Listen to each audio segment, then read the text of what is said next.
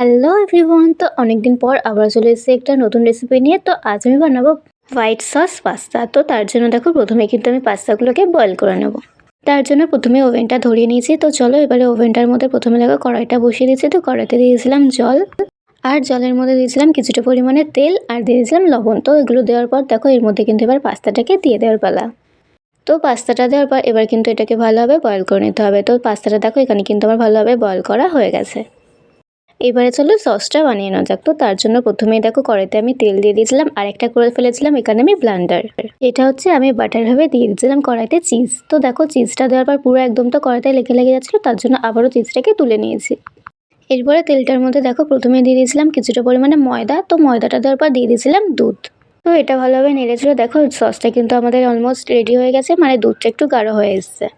সসটা আমি রেডি করে নিয়েছি। তো এবার চলো কড়াইতে দিয়ে দিই পেঁয়াজ কুচি আর লঙ্কা কুচি। তোমরা এখানে ক্যাপসিকাম কুচিও দিতে পারো, বাট আমার কাছে না থাকে আমি শুধুমাত্র পেঁয়াজ আর লঙ্কা কুচি দিয়েছিলাম।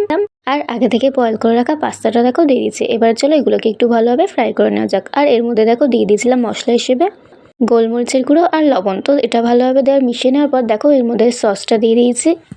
তো হোয়াইট সসটা দিয়ে এবার কিন্তু এটাকে ভালোভাবে একটুখানি নেড়েছিল, নিলে কিন্তু রেডি আমাদের এই হোয়াইট সস পাস্তা। এটা কিন্তু খেতে বেশ দারুণই লাগছিল। দেখা হচ্ছে নতুন কোনো ভিডিওতে। আজকের মতো বাই।